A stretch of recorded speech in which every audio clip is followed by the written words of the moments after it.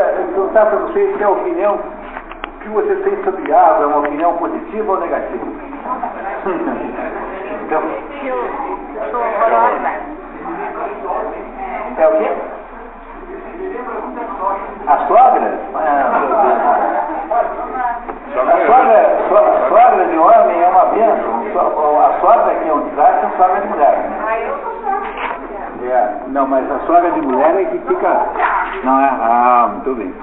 Não, é que os homens falam mal da sogra muito injustamente, porque as sogras dos homens tendem a ser ótimas. A minha sogra era ótima, por exemplo.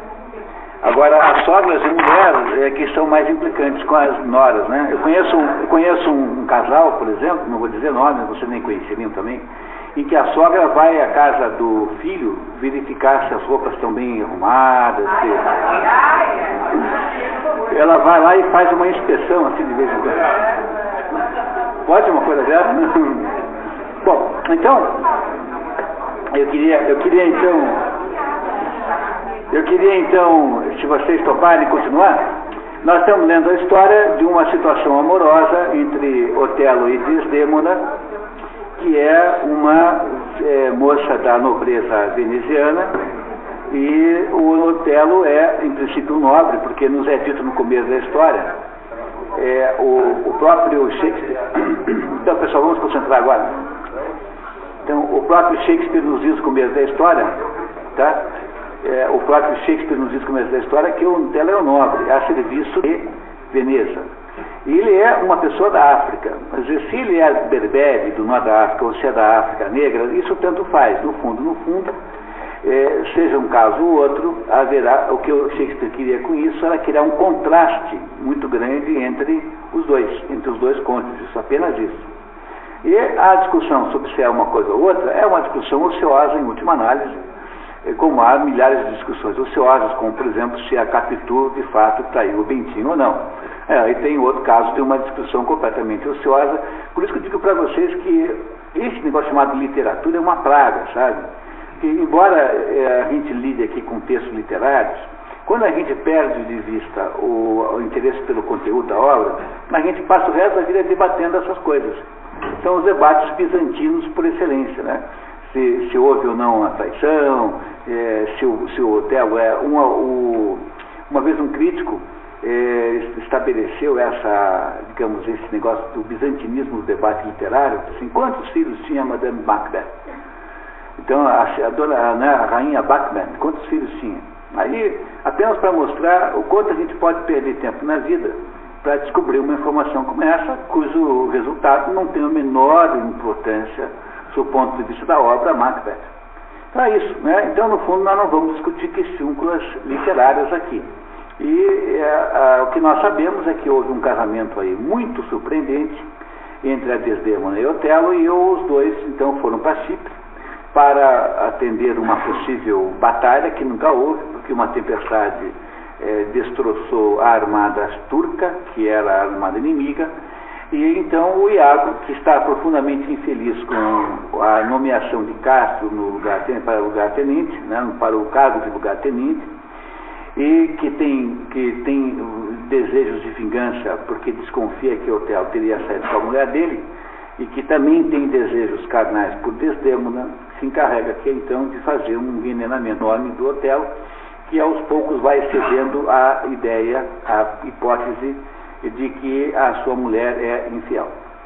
Então, ele, por meio de uma série de estratagemas, todos funcionando magnificamente bem, eu preciso admitir isso, que o Iago faz bem a sua conspiração.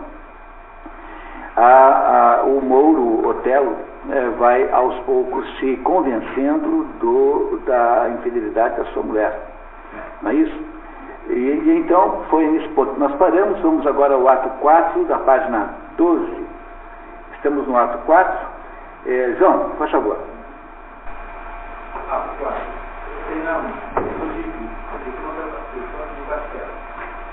Iago continua provocando o Otelo. E se ficasse no livro, e se ficasse uma hora ou mais na cama como um amigo, mas sem maldade alguma. Quer dizer, é uma pergunta que faz para o Otelo. Vem cá, isso é só mulher ficasse. Não, ela ficou? Não sei, eu estou só pensando, assim. Tá, mas sem maldade. Coisas desse jeito, tá? E a menina mais Otelo no caso lugar chacoalhando o seu traía fora. Otelo sofre um ataque e cai. Ao que logo ao que Iago comenta. O Otelo acabou de estar sofrendo um ataque epilético, tá? Cai no chão. Depois da conversa de ficar uma hora nua sem maldade. Não está saindo o som do microfone. Não está saindo o som aí? É? Será que não está desligado? Deve ser provavelmente. Não, acho que não tem uma luzinha vermelha embaixo. Se não tiver, agora está ligado. Então vamos lá. Atua, meu veneno, atua. É assim que se apanham os crédulos e os tolos, e que muita mulher virtuosa e pura é infamada sem culpa. Olá, senhor Otelo. É que agora ele viu o Otelo caído, né? Dá-se conta do ataque epilético. Chega Cássio e presencia o ataque epilético de Otelo. Quer ajudar, mas logo diz que não. Quer ajudar, mas Iago diz que não. Porque é necessário que o letargo tenha um curso tranquilo e natural. Quando Otelo se recupera, ouve de Iago que durante a crise Cássio havia estado ali e que ao voltar haveria a demonstração da sua culpa. Ocultai-vos agora e ficai observando a expressão de sarcasmo e os risinhos de mofa que em seu rosto se estamparão quando ele me falar. Enquanto Otelo se esconde, Iago diz ao público que fará Cássio falar de branca como se fosse Desdémona. Lembra quem é a Branca? É uma prostituta que é amante do Cássio. É uma prostituta amante do Cássio. Então o Iago diz assim: agora eu vou induzir o Cássio numa conversa e ele vai falar da Branca enquanto o outro pensa que é da Desdémona. Não é isso? Tá, continuamos. Cássio volta e ingenuamente entra na conversa de Iago, fazendo declarações explícitas, pensando tratar-se de Branca. Eu casar-me com ela? Com uma prostituta? Por favor, não faças tão pouco caso do meu juízo. Achas que estou doido? Chega a Branca e atira o lenço na cara de Cássio, dizendo: e queres que eu acredite que não é presente de alguma sirigaita descarada? E vais ao ponto de quereres que eu copie o ponto do bordado, hein? Pois, toma-o, entrega-o de novo à tua eguinha. Branca sai e Cássio vai atrás dela. Pronto, agora o Otelo está escondido, não só ouviu a Branca dizer que o lenço tinha sido dado a ela por ele Cássio, como também ouviu o outro chamar a sua mulher de eguinha. Quer dizer, que não é uma situação muito simpática, né? O plano do Iago está funcionando? Muito bem, tá. Quer continuar, por favor? Otelo reaparece do esconderijo, diz querer levar 9 anos e matá-lo aos poucos, e decide matar Desdémona naquela noite, estrangulando-a. Sugestão de Iago. Ele que na verdade envenená-la, mas o Iago disse: não, melhor você estrangular, porque, entendeu? Fica mais estético e tal. Só cantando, né? Mas a ideia de estrangular Desdémona é da autoria do Iago. E o outro queria que o Iago lhe trouxesse um veneno que ele daria a ela naquela noite. Chegam o senhor Ludovico, representante de Veneza, recém-desembarcado, e Desdémona, sua prima. Ludovico pergunta pelo tenente Cássio que ele deveria ficar no comando, porque Otelo iria se ausentar da ilha. O Mouro trata a todos muito mal. Desdémona chora e Ludovico o censura por fazer sua prima chorar. O comportamento de Otelo preocupa a todos. Iago comenta: está muito mudado. Como se ele não soubesse por quê, né? Quer dizer, aconteceu um fato novo agora, chega uma pessoa de Veneza, o Ludovico, mais uma comitiva mais do que o Ludovico, também há outro, ao irmão do próprio, ao próprio tio da Desdemona que vem junto com uma notícia, e que o Otelo iria ser removido de Chipre e iria ficar no lugar dele o Cássio. Não é isso? Esse fato muda todo o plano de Iago, porque agora ele precisa dar um jeito de resolver as coisas, porque afinal de contas, né, o Iago e a tendência é que o Otelo e a Desdemona vão embora dali para a Mauritânia, e aí ficam fora do controle dele, Iago, né? Então vamos ver o que acontece em seguida. Muito obrigado, João. Muito obrigado. Tá? Quem é que está na vez, por favor? Chipre, uma sala no castelo. Otelo interroga a Emília sobre o comportamento de Desdemona e Cássio, mas ela assegura que nunca viu nada de errado, assegurando que ela é honesta, meu senhor. Se ela não é fiel, honesta e casta, então não há marido algum feliz no mundo, pois a mais pura dentre as esposas mais puras, em confronto com ela, é suja como uma infâmia. Quando Emília sai, Otelo, desconfiado dela, imagina que o coveteiro iria ser tão imbecil que não fizesse o mesmo. Quer dizer, o Otelo acha que é normal que a Emília fale bem da sua senhora, né? Porque a Emília deve ser quem organiza os encontros. Então, ele não acredita na Emília, porque a Emília mentiria facilmente para proteger a senhora, né?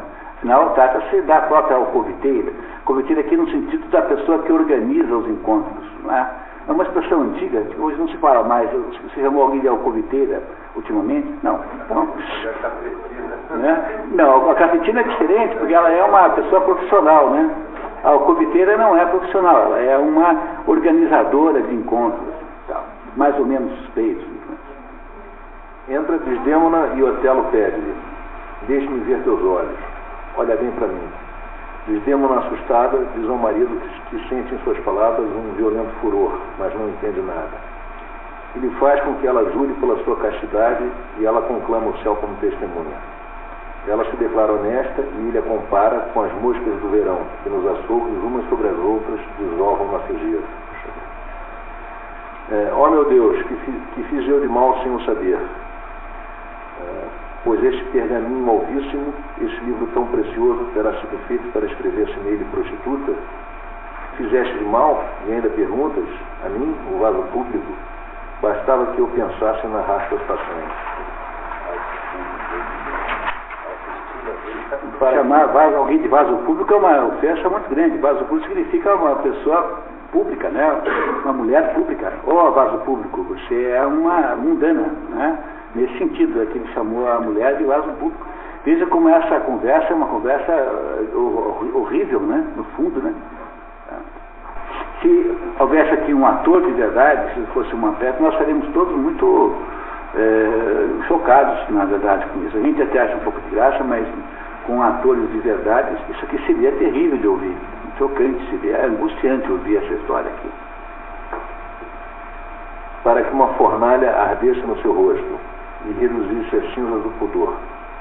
Que fizeste de mal, se eu disser, o sol tapa o nariz e a lua baixa os olhos. E até o próprio vento é peludo e escabroso, que anda beijando tudo quanto encontra, se encolheria mudo e quieto nas cavernas da terra para não me ouvir falar. Que fizeste de mal, sua rameira. Vós me ultrajais, eu juro pelo céu. O que? Pois não é uma prostituta? Não, tão certo como ser cristã. Mas de ser prostituta e me guardar só para o meu Senhor, tal como um santo vaso preservado de todo ilícito contato, então eu sou. Não és adúltera tampouco? Não, pela minha salvação o juro. É possível, será? Deus nos perdoe. Ok, muito obrigado. O próximo, por favor. Com a chegada de Emília, Otelo sai precipitadamente da sala. Sem saber o que fazer, Desdemona pede a Emília que convoque Iago, que ela supõe ter influência sobre o marido, a quem ela pergunta se ela merece o nome de prostituta. Ela não faz isso para confrontar o Iago, ela de fato acha que o Iago é inocente. Quer dizer, ela chama o Iago para pedir: olha, você que o meu amigo você, me ajude pelo amor de Deus. É isso que ela faz, tá? Não choreis, mas que desgraça. E foi então para que lhe atirassem no rosto tal injúria, para que lhe chamassem prostituta, que ela enjeitou tantos partidos bons e deixou pai, família, amigos, pátria, tudo? É a minha má estrela. Mal haja ele por isto. Como se lhe meteu tal coisa na cabeça? Só Deus sabe. É como se ele não soubesse, né? Não é isso?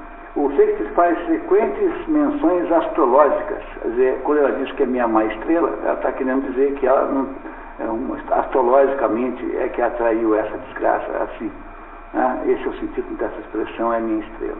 Minha má estrela. É uma menção astrológica. Desdémona pede a Iago que a ajude a reconquistar o seu senhor, protestando a absoluta inocência. Nem por todos os bens do mundo nunca praticaria um ato que pudesse corresponder a essa palavra horrível. E ele lhe diz que tudo acabará bem. Um pouco mais tarde, Rodrigo cobra de Iago resultados do plano, dizendo que metade das joias de mim que levaste para dar a Desdémona daria para subornar e seduzir uma freira. Quer dizer que o Iago deu o golpe no Rodrigo, não sabíamos até agora. Ele pediu para que ele lhe desse as joias, que ele entregaria secretamente, em nome dele, Rodrigo, para a Desdémona. É claro que não fez isso, né, que ele vai ficar com as joias para ele mesmo. Mas o Rodrigo agora acabou, né, de revelar que está sendo explorado pelo Iago também. Não é isso? Iago garante o desfecho para o dia seguinte e revela que as ordens de Veneza investiam Cássio no lugar de Otelo, que deveria ir com Desdémona para a Mauritânia, a menos que algum imprevisto prolongasse sua estada ali. E que imprevisto mais decisivo que a baixa de Cássio? Iago combina com Rodrigo de conduzir naquela noite Cássio para uma cilada. Como Rodrigo está em dúvida, Iago diz que vai demonstrar-lhe tão claramente a absoluta necessidade da morte dele, que ele próprio se achará na obrigação de matá-lo. Ou seja, com essa notícia nova de Veneza, não é possível deixar que Otelo saia de Chipre. Então é preciso matar quem? Matar o que o substituiria, que é o Cássio. Então esses dois combinam agora de matar o Cássio naquela noite. Depois de jantar numa ruela escura, lá dentro daquele palácio, daquela fortificação, para que o Otelo tenha que ficar mais um tempo em Chipre e aí poder ir até o fim o plano, porque se eles escapam para a Mauritânia, o plano todo do Iago falhará. Não é? Então precisa-se matar o Cássio, coisa que farão naquela noite, os dois. Muito obrigado, tá? Vamos lá. Antessala dos aposentos de dormir de Desdémona. Após a ceia em homenagem à comitiva de Veneza, Otelo acompanha Ludovico até os seus aposentos, não sem antes mandar Desdémona a seus aposentos com a recomendação de que despachasse sua área. Emília, a pedido da senhora, havia feito a cama do casal com os lençóis do casamento. Quando Desdémona viu o leito preparado, mas não era preciso. A gente tem às vezes cada ideia. Se eu vier a morrer antes de ti, quero que me amortalhes um daqueles lençóis. Já Desdémona, de alguma maneira, intui que é possível que aquela noite seja a última, né? E ela então manda fazer a cama com os lençóis que foram usados, digamos, na lua de mel, tecnicamente, assim, na primeira noite conjugal. E ela, quando olha naqueles lençóis e vê que a cama está feita com aqueles lençóis, ela se arrepende de ter pedido, que é como se ela não quisesse que aquela profecia fosse uma profecia autorrealizável, né? Então ela está na dúvida, né, sobre o que fará agora nessa situação. A situação nesse momento dramático é terrível, né? Trata-se agora de um momento muito triste dessa. Vai ficar muito pior ainda. Estou preparando aí. Enquanto se despe, Desdémona canta a canção do Salgueiro, aprendida com Bárbara, uma criada de sua mãe. A canção fala de morte. Do Salgueiro farei a minha mortalha. Trata-se da mesma situação da morte de Ofélia em Hamlet, afogada num poço sobre um salgueiro. Então aí, é uma das cenas mais dramáticas da obra shakespeariana, há um momento em que a Ofélia, que é aquela moça em Hamlet, que afinal de contas, né, é uma vítima daquela situação também, ela enlouquece e acaba se afogando sobre um salgueiro. Há uma belíssima imagem sobre isso, feita por um daqueles pintores pré-rafaelitas ingleses, em que ela está lá com uma coroa de flores afogada sobre o salgueiro, e há também uma extraordinária avaliação musical, né, do Berlioz, que conta, cantado com uma pessoa declamando essa história de uma beleza inexcedível, assim, extraordinária, contando isso. Então, novamente, aqui Shakespeare, Hamlet é mais velho, né? Hamlet é de 1600 mais ou menos. Então, Shakespeare está chamando uma imagem antiga, colocando Desdémona na mesma situação de Ofélia. Ele está nos contando que ela será morta, né? Está nos antecipando a morte de Desdémona. Antes de Emília sair, Desdémona quer saber se ela trairia o marido para ter o mundo em suas mãos. Um mundo imenso é um prêmio alto demais para tão pouca coisa. Sinceramente, acho que não farias. Acho sinceramente que eu faria. Compreenderam? A Emília, ela está perguntando para a Emília se ela trairia o marido para ficar com o mundo, por um grande prêmio. E a Emília está dizendo que trairia sim. Tá? Olhem que diálogo interessantíssimo é esse.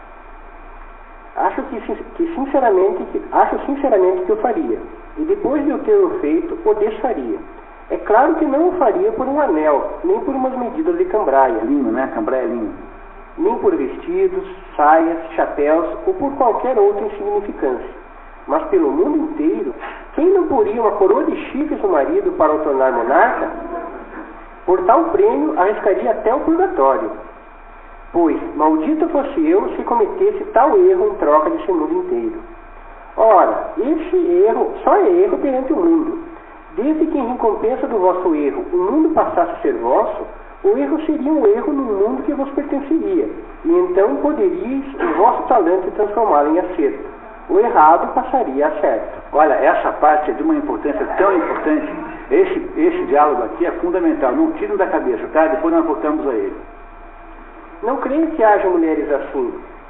Se há, as dúzias, e tantas que muitas poderiam ir de quebra na troca com o mundo que servisse de recompensa a tal erro e para a obtenção do qual elas trabalham. Mas acho que é por culpa dos maridos que caem as mulheres, ou porque eles afrouxam seu ardor e vão verter em regaços estranhos o que é nosso. Ou senão porque envolvem ciumeiras impertinentes e nos trazem presos.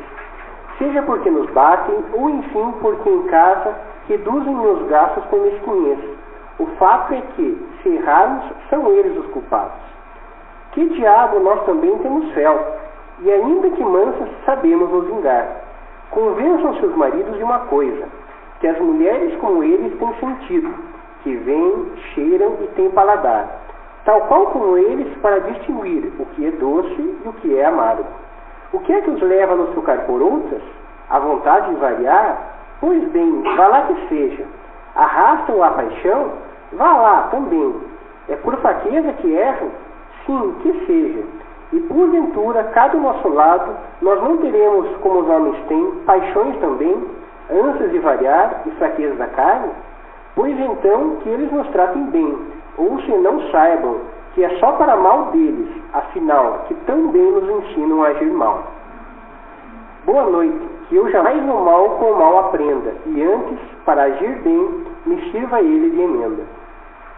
Bom, eu não vou fazer uma votação aqui para saber quem é que está do lado da Emília, quem está do lado da Desdémona, porque afinal, né, esse é o tipo da votação que a gente não deve fazer. Não, passamos de conta, esse risco eu não correrei, mas vocês compreendem o contraste que há entre as duas mulheres? Quer dizer, a Emília tem uma visão pragmática da vida, dizendo que não tem problema nenhum, e a Desdémona está dizendo assim, não, mas eu não aceito isso. Por que eu sei que você colocou isso aqui? Bom, por várias razões, né? Sobretudo para se divertir. Mas vocês compreendem que ele quer dar uma ideia de que a Desdémona, de alguma maneira, é completamente fiel e completamente pura sob esse ponto de vista, e que ela não aceitaria nenhuma espécie de negociação para se, digamos, nenhuma espécie de compensação seria capaz de atendê-la numa coisa dessa. É isso que o Shakespeare está querendo nos dizer aqui, tá? E com isso fecha-se o quarto ato e vamos para o quinto ato, que é o ato, então, climático, né, em que finalmente a história se completa. Muito obrigado, tá? Então, na vez, ato quinto, por favor. Cena 1, Chipre, uma rua. O plano da tocaia segue em frente. Rodrigo está oculto. Iago calcula que, no caso da morte de Rodrigo, ficaria com as joias que astutamente lhe arrancou das mãos sob o pretexto de presentear Desdémona em seu nome. E no caso da morte de Cássio, ele não poderá ser desmascarado. Haveria lucro em qualquer desfecho. A passagem de Cássio, Rodrigo dá-lhe uma estocada que não o mata por causa de seu gibão de malha densa. Usa-se uma espécie de uma roupa com uma malha, às vezes de ferro, né? Que impede que passe a lâmina, né? Por isso é que o Cássio não é morto pela estocada que lhe dá Rodrigo. Cássio puxa a espada e fere Rodrigo.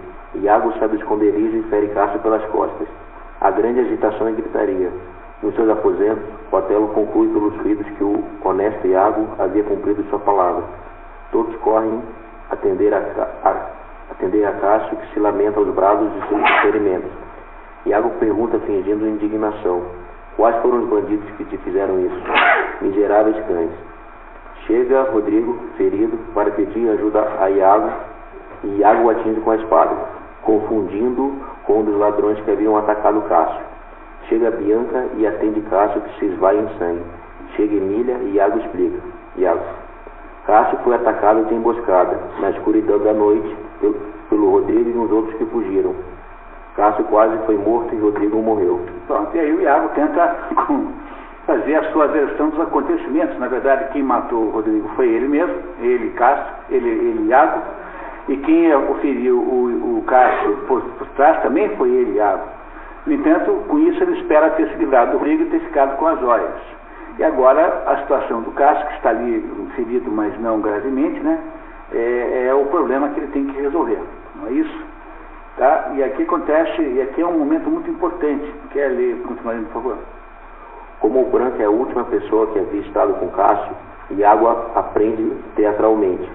E a parte comenta: meu destino nessa noite se traça, ou o triunfo completo, ou a total desgraça. Aqui uma variação da tradução, queria dizer para vocês, não está escrito aí, mas no original diz assim: This is the night that either makes me or fordows me quite.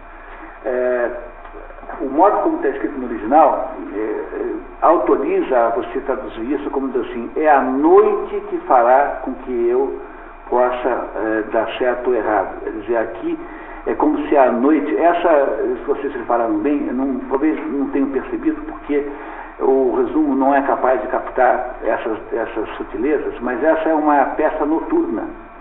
Quase todas as peças de Shakespeare são noturnas, quer dizer, as cenas mais importantes ocorrem à noite. Isso significa que, por serem noturnas essas cenas, elas são as cenas baseadas nas sombras, baseadas no lado sombrio da vida humana, né? Em todos aqueles aspectos que a gente preferiria que não existissem, né? É como se nesse momento a personagem central da história passasse a ser a noite, e não outra coisa qualquer. É isso que o Shakespeare quis dizer. De modo geral, as peças que são feitas em filmes são muito bem representativas disso. Quando você vê a peça do Otelo, sobretudo quando o cinema era preto e branco, então o preto e branco é a cor dos filmes de Shakespeare. Não fica bem Pega Hamlet, por exemplo, pega as versões coloridas, elas sempre não têm a mesma qualidade da versão preto e branco, né, que são as versões mais antigas, porque Shakespeare tem que ser assistido em preto e branco e não em imagens coloridas. Um compositor daria esse tom, né, do noturno sombrio, né, com os recursos da música, mas uma peça, né, na peça você pode ter o visual. Lento é que a gente não entende muito bem, tá? Mas é claro que aqui está uma situação noturna, com toda a clareza, essa que o Iago está pressentindo. Naquela noite tudo se acaba, ou ele dá certo ou dá tudo errado. Cena 2, Chipre, quarto de dormir no castelo. Desdémona dorme no leito, junto ao qual arde uma candeia. Então a Desdémona está dormindo e o Otelo está falando, tá? Otelo: é o motivo, minha alma, é o motivo. Não direi a voz. Cascas e estrelas: é o motivo. Não verterei seu sangue, não ferirei a sua pele branca, mais alva do que a neve, mais macia que o alabastro dos túmulos. Mas deverá morrer, para que nunca mais engane a mais ninguém. Primeiro apagarei esta luz, depois esta. Se extinguir o clarão serviçal dessa flama, e, após me arrepender de tê-lo feito, poderei reavivá-lo. Mas se apagar a tua luz, a ti, criação modelada da natureza, que prometeu jamais, com a sua chispa, poderá reacendê-la, uma vez arrancada a rosa do seu pé, não me é dado soprar-lhe, novo alento vital, e ela tem de murchar. Quero aspirá-la ainda no seu caule. Beija Desdémona. Ela está dormindo, ele é beija, tá? Balsâmico respiro. Tu serias capaz de levar a justiça a quebrar sua espada? Um beijo mais um. Beija novamente. Conserva-te tal qual estás, quando morreres. Vou matar-te e te amar depois de morta. Mais um. O derradeiro. Nunca um beijo tão doce terá sido tão fatal. Beija mais uma vez. Eu preciso chorar, mas as lágrimas são amargas. Minha dor, como o castigo do céu, destrói aquilo que mais ama. Despertou. Dizemos, desperta nesse momento. Muito obrigado. É que está na vez, por favor. Desdémona desperta e Otelo lhe pergunta se ela lembra de algum pecado pelo qual ainda não havia rogado a indulgência do céu e pede que ela o faça naquele momento. Não quero que a morte venha surpreender-te em estado de pecado. Não. Deus me livre disso. Deus me livre de matar a tua alma. Otelo acusa Desdémona diretamente de traí-lo com Cássio e, embora ela tudo negue, ele insiste. Tens de morrer. Ela suplica poder viver mais uma noite. Deixai que eu viva só por esta noite, meia hora ao menos, mas ele a asfixia. Emília, que veio comunicar os crimes ao casal, insiste em entrar no quarto. Ah, é Emília. Um momento. Já está morta. Vem contar-me na certa o fim de Cássio. Deve ter dado muito o que falar. Já está imóvel. Muda como um túmulo. Devo deixá-la entrar? Será melhor? Parece que ainda se mexe. Não. Que farei? Se ela entrar a querer falar com a minha mulher. Minha mulher, mulher. Mas que mulher? Já não tenho mulher. Oh, isso é insuportável. Ó momento funesto. Quem me dera viesse agora um eclipse total do Sol, da Lua e o globo em pânico e desordem se rachasse. Ao saber dos acontecimentos, Otelo atribui os crimes à Lua. Aproximou-se demais da terra e torna os homens loucos. Emília ouve gemidos e acode ao leito onde Desdémona, moribunda, murmura inocência e se despede dizendo que ninguém lhe havia feito aquilo, exceto ela mesma. Ninguém. Eu mesma. Dá lembranças minhas ao meu senhor querido. Adeus, adeus. Por que será que a Desdémona, na hora da morte, assume a culpa da sua própria morte? É uma pergunta boa, né? Há várias possibilidades de explicar, mas, sobretudo, ela casou contra todo o consenso social, ela casou escondida do pai, ela, de alguma maneira, sente alguma culpa de ter sido a deflagradora da situação, né? Porque ela que criou a situação casando-se daquele modo com uma pessoa muito estranha, que era o Otelo em si. Deve ser provavelmente por aí a resposta, mas não é tão importante esse ponto. Vamos continuar a ver então, até onde é que nós vamos. Otelo deixa claro que ele a havia matado por ter se corrompido, tornando-se uma rameira, e indica o marido dela, Iago, como fonte das informações. Emília atira-lhe na cara ter sido enganado. O Mouro a ameaça, mas ela não teme. Para fazer-lhe mal, não tens nem a metade da força que terei para aturá-lo. Aturar o mal, né? O crédulo imbecil é turvo como a lama. Bela coisa fizeste. A tua espada eu não a temo, e vou desmascarar-te, ainda que depois me mates 20 vezes. Socorro, assassinato, acudam-me, assassino. O Mouro assassinou minha patroa. Muito obrigado.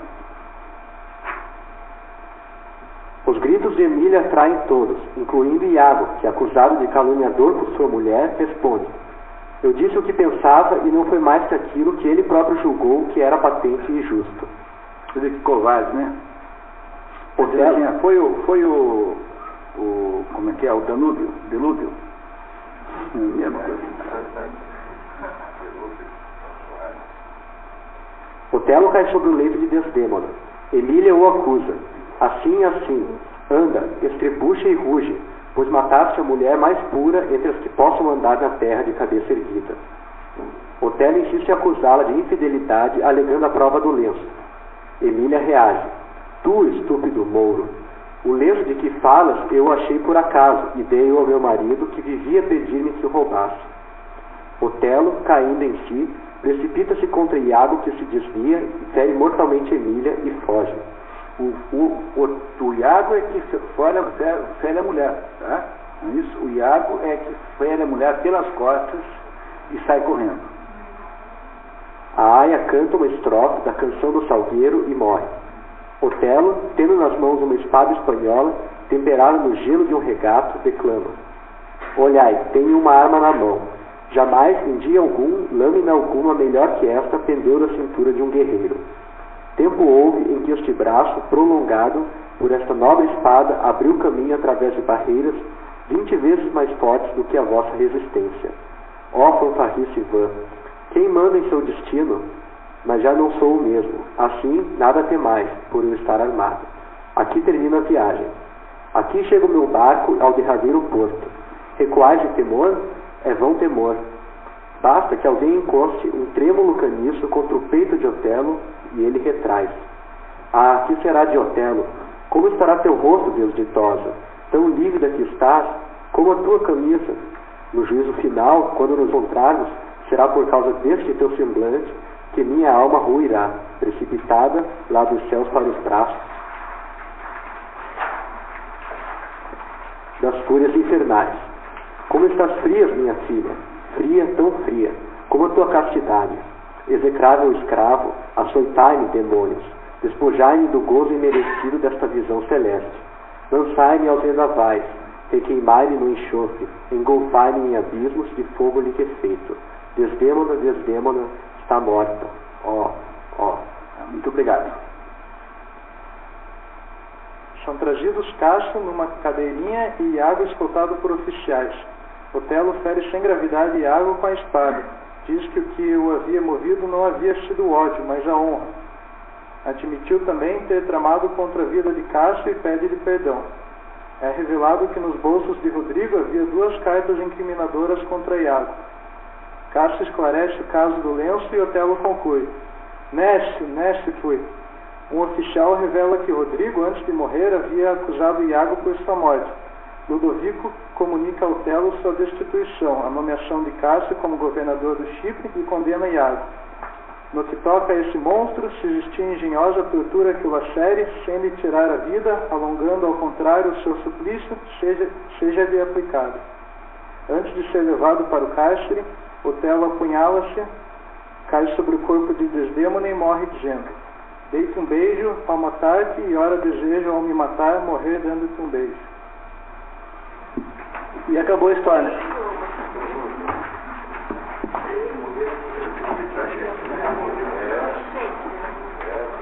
Então, gostaram da história? A leitura do livro é muito melhor do que eu sou capaz de resumir. Então, por favor, esta tradução, infelizmente, não é muito disponível, mas é possível estar nos sebos aí, Civilização Brasileira. É um livro já com, sei lá, 50 anos, né? Mas há traduções outras aí. O Carlos Alberto Nunes traduziu muito bem também não é fácil de encontrar, mas há traduções modernas aí dos atuais aí interessantes em Shakespeare, Bárbara Leodora, essa tudo. A Ana, a mãe dela, né? A Ana Amélia Carneiro, a mãe da Bárbara Leodora. Bom, mas o que eu queria dizer para vocês é que com nenhuma outra obra fica clara uma noção fundamental para entender dramaturgia moderna do que nessa, porque a gente tende como a gente não entende que o passado é composto de enormes distâncias entre os que vieram antes, é comum que as pessoas pensem que Santo Agostinho e São Tomás discutiam assuntos teológicos, mas eles têm 800 anos de diferença. E a mesma coisa acontece no teatro. O teatro que Shakespeare faz é um teatro moderno, no sentido próprio da palavra. Ele não tem absolutamente nada a ver com o teatro grego, por exemplo. Aqui nós temos de vez em quando alguma peça grega, né? Vamos ter Édipo Rei esse ano, por exemplo, para dar um exemplo. Já tivemos Antígona. Vamos ter no ano que vem, provavelmente, a Oresteia, as três peças da tragédia de Orestes, possivelmente, né? Bom, mas o que eu queria mostrar, a primeira diferença é que o teatro grego era baseado numa dicotomia que veio já dos dois grandes épicos, né? A Ilíada e a Odisseia, que são as duas grandes obras gregas, geraram, respectivamente, a tragédia, que é a Ilíada, e a Odisseia gerou a comédia. Então, esses dois gêneros dramáticos gregos, que são a tragédia e a comédia, e comédia a gente só conhece o Aristófanes, provavelmente só tinha mesmo o Aristófanes. É claro que a comédia grega não tem importância nenhuma perto da tragédia grega. A comédia grega é satírica, então é engraçado, mas não chega aos pés de qualquer peça de... Quer dizer, qualquer peça de Eurípides vale mais do que todo o Aristófanes junto. E o que os gregos, depois, na poética, Aristóteles faz a sistematização disso, pelo menos tenta fazer em parte, né? Então, Aristóteles nos ensina que a diferença das duas é que na tragédia as coisas todas são feitas com o maior esforço e boa vontade possível, no entanto, no final está tudo muito errado, que é o caso da Ilíada. Então, na Ilíada você tem gregos e troianos lutando por alguma causa. Você pode até debater sobre se as causas são igualmente justas, mas no fundo não interessa, porque os heróis gregos e troianos que morrem na Ilíada, especialmente Aquiles do lado dos gregos e todo o lado dos troianos, estão tentando defender a honra, os seus semelhantes, estão tentando fazer alguma coisa, embora ambos já sabem de antemão que estão condenados à morte. Tanto um quanto o outro. Tanto é que o Aquiles é lembrado pelo próprio Calo, de que ele teria que escolher entre uma vida curta e gloriosa e uma vida longa e medíocre. Ambos sendo condenados à morte por antecipação, aceitam, né, atribuindo as suas mortes a maquinações dos deuses. A ideia da Ilíada é que a condição humana é tão trágica, ao ponto de que, por mais que nós tentamos fazer tudo certo, nós não dominamos o destino, e o destino pode se sair completamente ao contrário daquilo que nós planejamos. Essa é uma situação da condição humana, é o que estabelece a ideia da tragédia. Tragédia é isso. A comédia é uma outra situação humana que também existe, que quando as coisas acabam bem no final, entendeu? O menino e a menina casam, ou então o sujeito consegue um emprego, consegue vencer a batalha, recupera a sua coroa. A comédia, no sentido antigo, não tem nada a ver com as comédias modernas, não é, entendeu? Não tem nada a ver com José de Vasconcelos, entendeu? Nem com o Costinha, entendeu? Com o Topodídio, entendeu? Não é isso, quer dizer, a comédia, no sentido antigo, era uma situação em que ninguém dá risada nenhuma, necessariamente não há nenhuma risada. O que Aristófanes fazia era a sátira, que é um tipo de comédia. Mas a comédia em si não é para rir, tanto é que o grande livro de Dante Alighieri chama-se A Divina Comédia, não porque tem alguma piada dentro, mas porque no final das contas, lá no final, o Dante encontra Deus, de tudo deu certo, entendeu? No sentido da comédia. Então, quem quiser entender essa diferença, tem que ler a Poética de Aristóteles. Num desses aí grupos de leitura, aí para frente, uma hora dessas vamos pegar a Poética, talvez. É um livro difícil de ler, porque está muito fragmentado. Mas com um pouco de esforço a gente acaba entendendo. E a Poética de Aristóteles é que teoriza essa diferença. A comédia é quando as coisas acabam bem, a Divina Comédia é uma comédia por causa disso, não necessariamente tendo alguma coisa para rir, e a tragédia é quando as coisas acabam mal, apesar de que se fez tudo para que elas acabassem bem.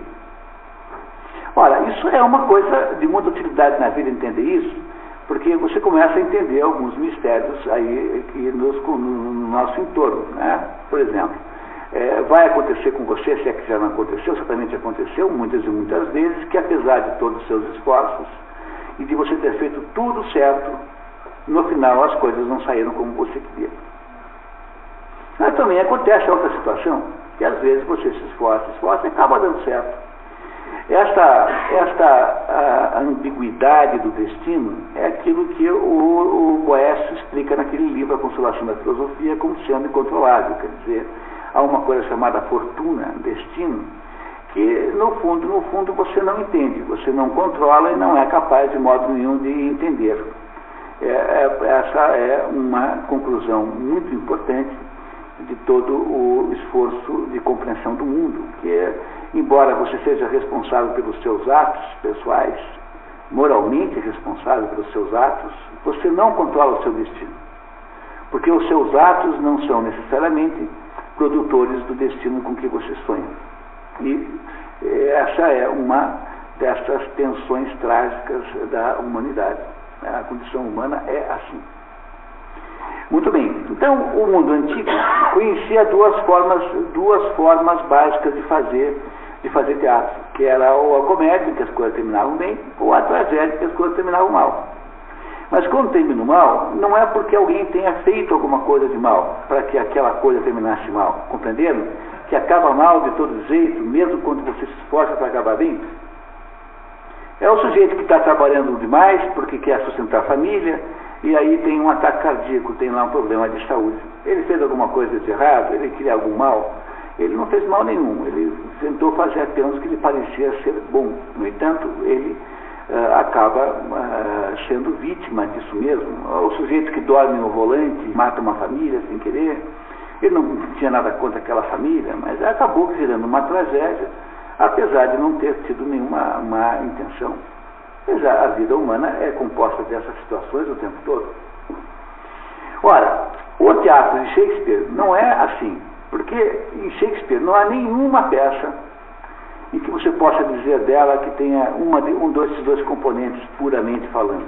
Ele tem um pouco desses dois componentes, mas aquilo que Shakespeare faz não é exatamente... Quando você compra a obra completa de Shakespeare, então vem dividido em assim, poemas, tragédias, comédias e histórias. Então, por exemplo, em Ricardo V, aqueles livros históricos são chamados livros históricos, são situações reais. Aí tem as comédias, como por exemplo a Tempestade, uma comédia, teoricamente uma comédia, como Sonhos de uma Noite de Verão, uma comédia, como Medida por Medida, uma comédia, como O Mercador de Veneza, uma comédia, e tem tragédias como essa aqui.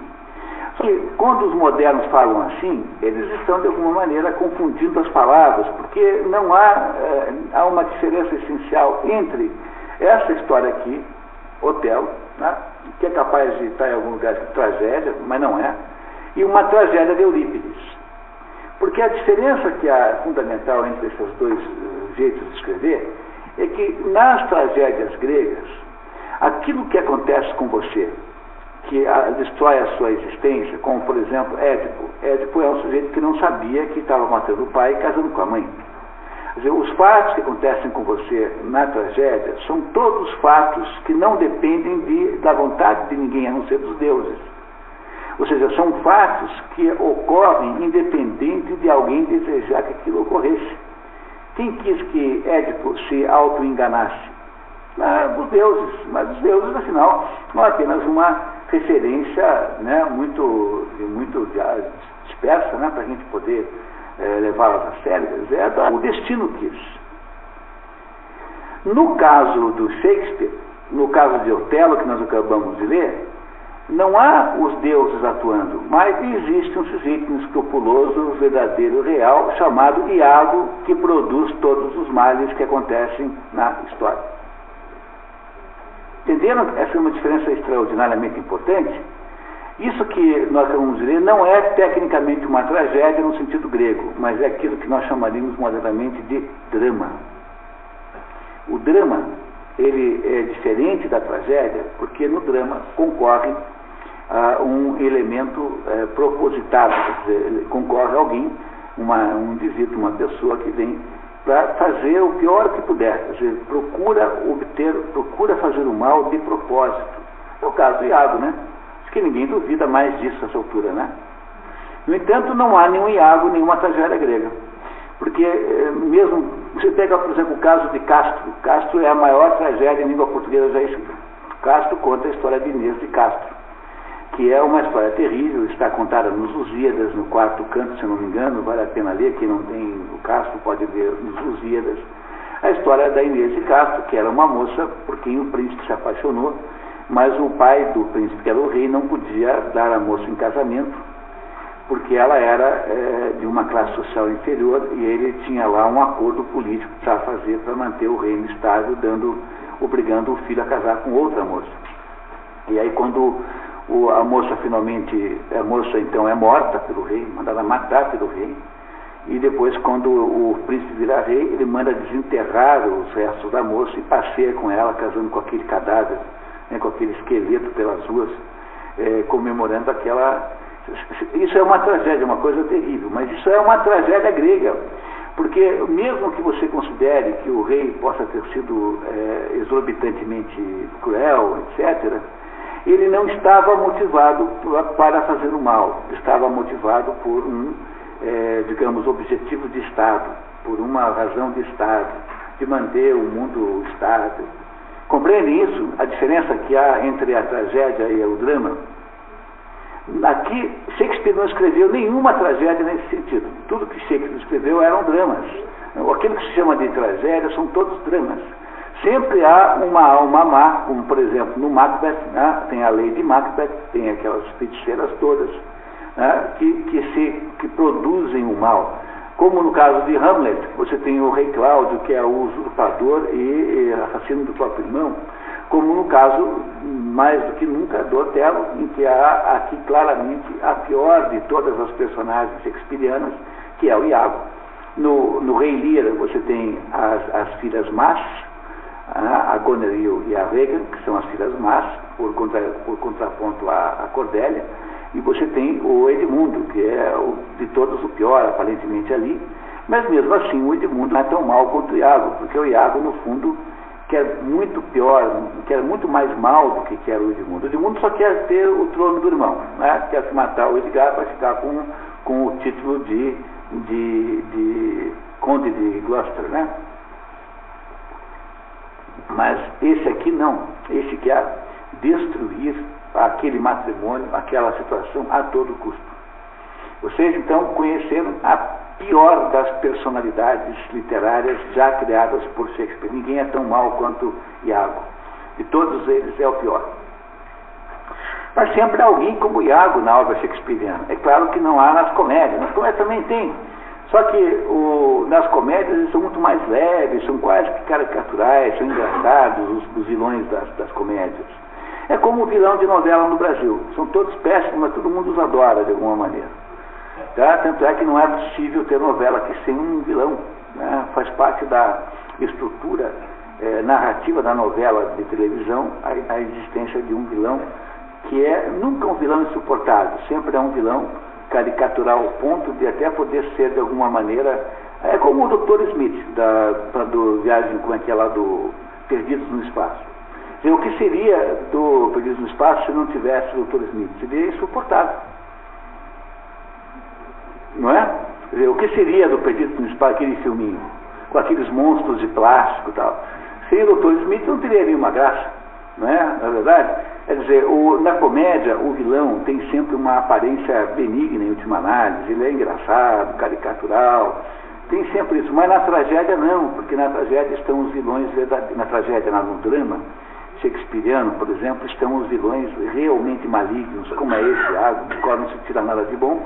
Todo mundo no final fica exultante com a notícia de que ele será torturado de todos os meios que lhe impeçam de morrer, porque todo mundo no fundo acha que ele merece mesmo isso.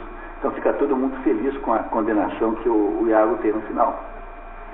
Então é preciso, antes de mais nada, que vocês tenham entendido a diferença essencial, estrutural, entre uma tragédia grega e um drama shakespeariano. E essa diferença é tão importante que ela resolve uma porção de problemas na vida prática. Por exemplo, quando você ouve uma feminista fazer um discurso sobre a condição feminina, então elas escrevem livros aos montes, dizendo que a condição feminina é fundamentalmente, no fundo, se você for traduzir aquilo que elas dizem numa expressão que resumidora, elas estão, no fundo, dizendo que a condição feminina é ruim e deriva fundamentalmente da ação maligna dos homens. Quer dizer, a teoria feminista parte da ideia de que a vida da mulher é um drama Drama esse que é produzido pela ação maléfica, exploradora, enfim, o que for, controladora, né, do homem. Então essa é a tese feminista, que é o homem que foi produzindo uma cultura de subordinação das mulheres para os seus próprios benefícios e interesses, enfim, o que for. E, portanto, na visão feminista da situação da mulher, há aí uma explicação dramática, né? Então é como se o Iago representasse todos os homens e a Desdémona as mulheres todas, assim, digamos, mais ou menos assim. Quando você tenta olhar para a condição feminina sob o ponto de vista trágico, então você pode chegar a concluir que isso que parece ser o resultado de uma ação de manipulação da mulher pelo homem, pode ser, na verdade, entendido de outro jeito, que é mais ou menos assim, que é a situação feminina, tendo lá os problemas que tem, tendo as dificuldades que tem, são decorrentes não da ação propositada e arbitrária dos homens em controlá-las, mas são coisas que acontecem apesar de que os homens possam estar a seu modo fazendo tudo que podem para torná-la boa. Ou seja, que aquela situação de desconforto e de desvantagem que as mulheres possam perceber da sua própria vida pode não ser causada maliciosamente pelos homens, mas ela é o resultado de uma tentativa dos homens fazerem o melhor possível para que ela não seja assim. Vocês entendem que conforme você olha para um lado e para o outro, você tem uma interpretação completamente diferente da situação que as pessoas vivem? Porque se você olha para a situação feminina como uma situação trágica, você em seguida é obrigado a concluir que também há uma tragédia envolvida na situação masculina e que, portanto, há como corolário disso tudo uma tragédia da condição humana. E que a condição humana que é assim, que por mais que a gente tente fazer bem, a gente acaba nem sempre se dando bem. Há coisas que não são controláveis. Se você propõe a interpretação trágica para a condição feminina, você desmonta todo o feminismo automaticamente. Porque o feminismo só sobrevive na medida em que ele consegue indicar quem é o Iago. Mas se não há Iago nenhum, como é que a quem você acusa? Ninguém. Com isso eu não estou querendo debater o assunto da condição feminina, porque é bem complicado, mas apenas mostrar a vocês que há duas maneiras de compreender o problema. E uma maneira é a modo trágico, que é a maneira como um grego faria uma peça de teatro, porque o grego não acredita em nada que não seja isso, porque o grego acha que estamos subordinados a leis maiores. A cultura grega é a cultura que percebe que é um cosmos, uma ordem, e que essa ordem deve estar de alguma maneira simbolizada nas coisas aqui de baixo. Na música, na poesia, na roupa, na música, na arquitetura. Então, você só entende a Grécia quando você compreende a Grécia como uma manifestação educacional, aquilo que se chama de paideia, uma manifestação educacional de um conjunto de regras que constituem o mundo. É isso que um grego achava que era. Portanto, para um grego, a educação é você contar para as crianças como é que são essas regras. Portanto, na Grécia, tudo é feito de acordo com essas regras. A arquitetura, a música, o modo como veste, o modo como fala, a política, tudo é assim.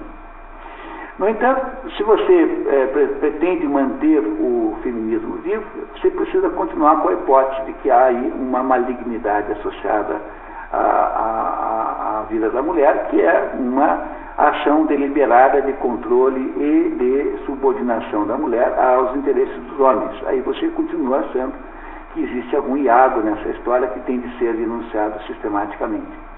Então, com isso eu estou aqui querendo mostrar para vocês a diferença enorme que há da perspectiva trágica para a perspectiva dramática. Isso que nós vemos agora há pouco é uma peça dramática e não uma peça trágica. Ela não é trágica porque há aí claramente um autor do mal, que chama-se Iago, que quer fazer todo o mal possível. A segunda pessoa de quem se poderia considerar a malignidade é a Emília, porque a Emília é uma personagem ambígua. Ela é, obviamente, muito, muito, muito melhor que o marido, né? Isso é incomparável, não há nenhuma comparação entre os dois. Ela, no entanto, tem uma certa ambiguidade, que é, por exemplo, de ter roubado o lenço. Se ela não tivesse feito aquilo, talvez não tivesse acontecido nada. E ela, no fundo, tem um certo cinismo, porque naquele diálogo que eu pedi que vocês prestassem atenção, ela declara estar disposta a qualquer espécie de desonestidade se o prêmio for suficientemente adequado. Né? Coisa com a que a Desdémona não concorda, de modo nenhum. Então, a Emília é seguramente uma pessoa ambígua, e por ser uma pessoa ambígua, uma pessoa muito humana, muito normal, né? Porque nada mais natural que as pessoas sejam ambíguas e tenham aí algumas contradições. Na verdade, a vida é um esforço de vida inteira para você ter uma atitude que seja minimamente coerente com você mesmo quando você quer, né? Quer dizer, quando você não quer, então é nunca, mas a pessoa que decidiu ter uma vida coerente passará a vida auto-enganando-se, quer dizer, irá passar a vida inteira percebendo-se em contradições aparentes muito graves, assim. A Emília tem uma certa ambiguidade, mas ela, obviamente, não tem a malignidade do marido, que é muito, muito, muito pior que qualquer outra pessoa que Shakespeare já nos descreveu. O que nós podemos dizer dos outros personagens? Do Cássio. O Cássio que é? É uma personagem secundária na história, é um sujeito bonito, com uma vida mundana, não tem nenhum problema de caráter, aparentemente, a não ser uma certa tendência a um Dom Juanismo, não é isso? Não podemos deixar de acreditar que ele tenha feito algum avanço amoroso a Desdémona, certamente fez, né? Alguma coisa ali está implícita, não é? Mas nada que seja comprometedor e que possa ser de fato visto com restrição. As outras personagens são todas muito secundárias, né? O Rodrigo é um sujeito irresponsável, rico, mas completamente irresponsável, que decide entrar nessa aventura apenas porque o seu amor próprio é visto ferido, porque a Desdémona casou não com ele, mas com um mouro, uma pessoa, digamos, de natureza social considerada menor naquele momento. Não há nada demais no Rodrigo. Então caímos de fato aí nas três personagens centrais que nós precisamos interpretar um pouquinho para poder em seguida tentar analisar a trama. As três personagens centrais são Otelo, a Desdémona e Iago. E o que é que podemos dizer deles? O que é que vocês acham do Otelo, por exemplo? Qual é a situação que vocês ficaram com o Otelo? Positiva, negativa, mediana? Negativa, né? É um sujeito altamente influenciável, não é? Não é isso? Não é? O Pushkin, ao analisar esta obra, aquele grande poeta russo, dizia que o Otelo, o maior problema do Otelo era ser crível, como é que a gente fala? Ser suscetível, ele ser crédulo. Crédulo é a palavra que se usaria em português para isso. Essa é a interpretação de Pushkin da personagem Otelo. Nós sabemos o que sobre ele? Sabemos que ele é um sujeito que tem muito mérito. É uma pessoa que demonstrou na sua existência coragem, valores pessoais muito grandes. É honesto e teve uma história de heroísmo, né? Ele é um sujeito heróico, militarmente falando. Ele acredita em tudo que ele conta.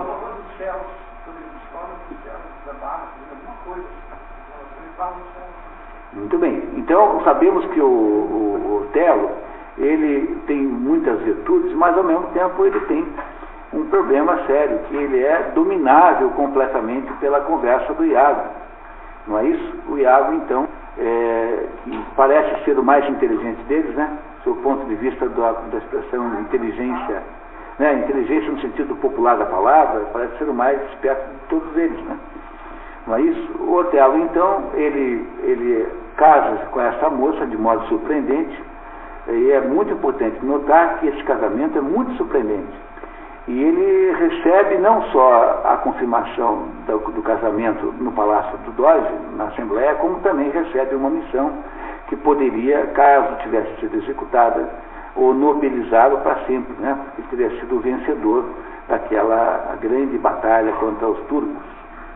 No entanto, o Otelo, apesar disso tudo, quando a tempestade acontece, de alguma maneira a tempestade produz um caos que iria produzir a revelação, né? Para isso é que serve a tempestade de Shakespeare, para produzir a revelação da verdade.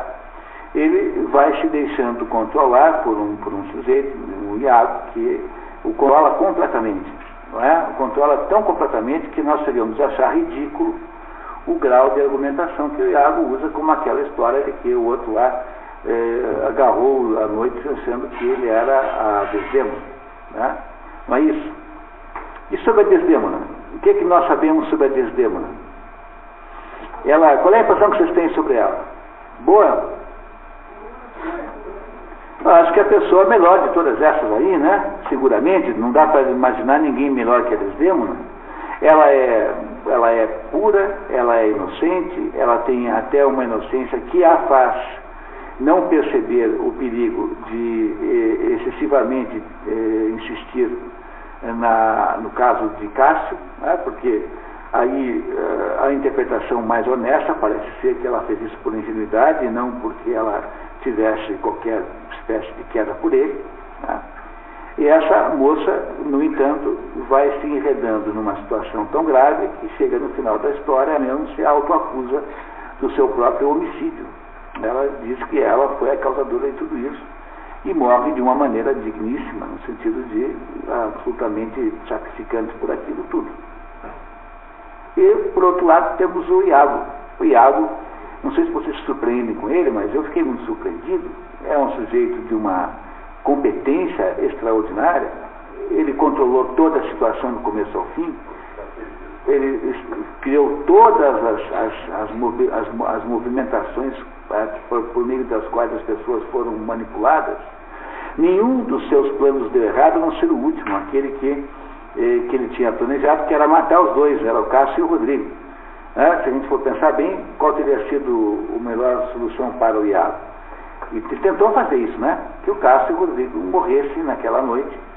Então não ficaria com o dinheiro do Rodrigo e não teria mais o Cássio naquela situação. Quem é que seria nomeado o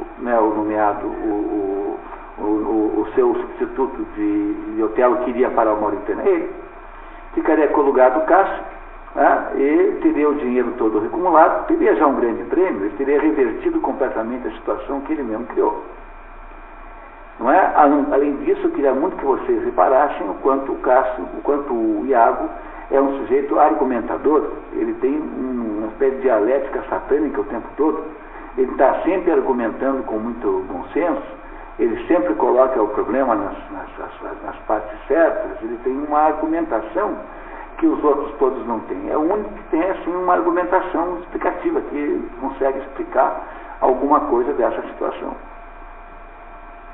Ora, afinal de contas, a pergunta que não quer calar é a seguinte, né?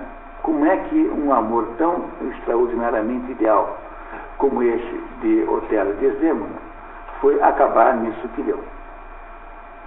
E é pela interação dessas três personagens, basicamente, que nós vamos desvendar esse mistério. Mas é preciso que vocês agora me digam se tem alguma coisa mais, alguém tem algum comentário, gostaria de fazer alguma consideração até agora? Só em relação ao Otelo, ele é crédulo apenas de um lado, do lado do Iago. Ele não era em relação a isso. Ou seja, a impressão que dava é que ele usou o Iago como um instrumento para passar para ele aquilo que ele tinha medo de acontecer.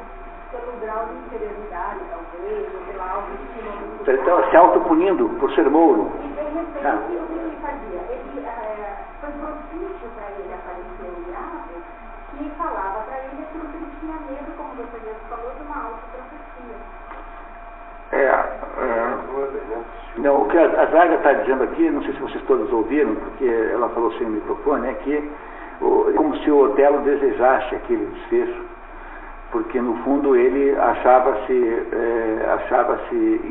inferior à mulher, ou seja, achava-se não merecedor daquele casamento e precisava então destruir aquilo que faria, né, se eu não soubesse que você é psicóloga, eu teria arriscado nesse momento essa interpretação, né, porque essa é uma interpretação psicóloga, bem psicológica, né?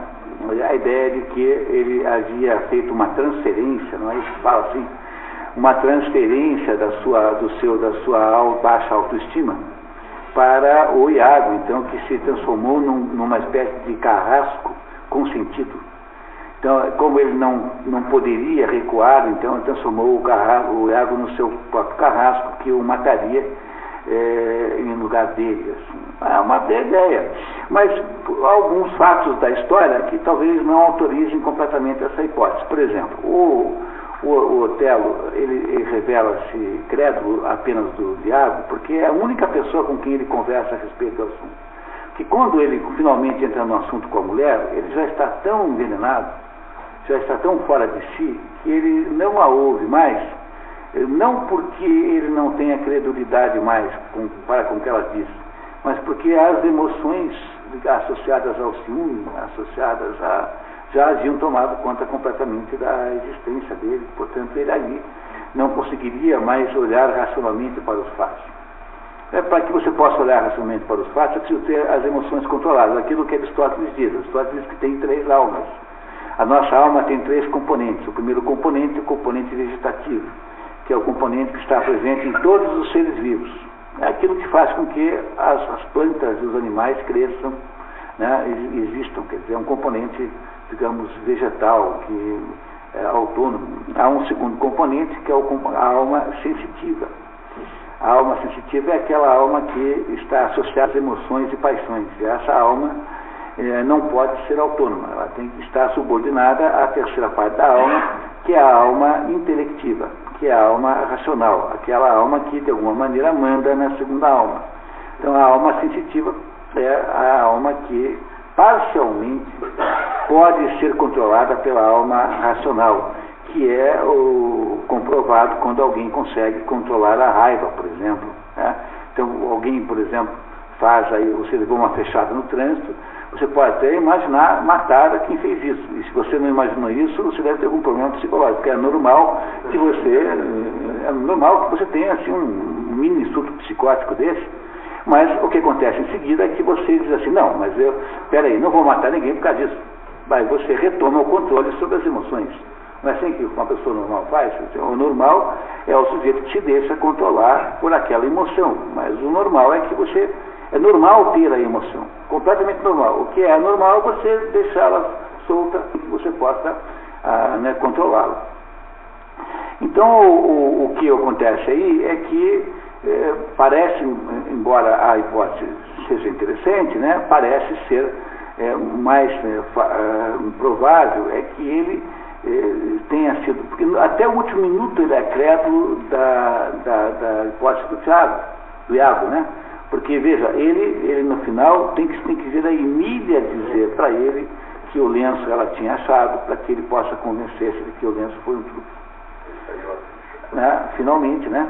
E ele, no final da história toda, reconhece o seu grande mal que fez. Quer dizer, ele, de alguma maneira, no final, retoma a consciência da situação verdadeira que havia tido ali. Né? Retoma completamente. O que é mais uma maneira da gente imaginar que talvez essa baixa autoestima não seja a causa dos acontecimentos. Aí, como a gente sempre, só um minutinho, como a gente sempre viu em Shakespeare, Shakespeare é um sujeito que funciona muito simbolicamente. Né? Mas vamos ouvir a Denise. Denise.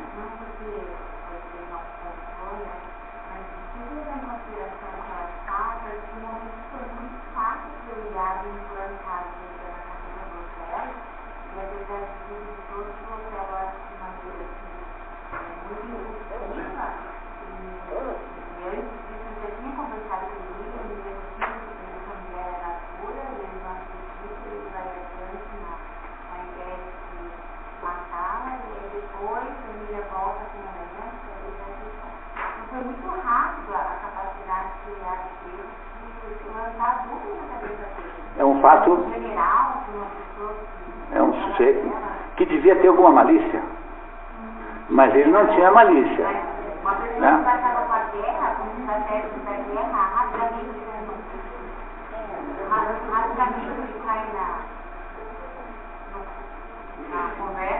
No final, acho que falta ligar um botãozinho embaixo.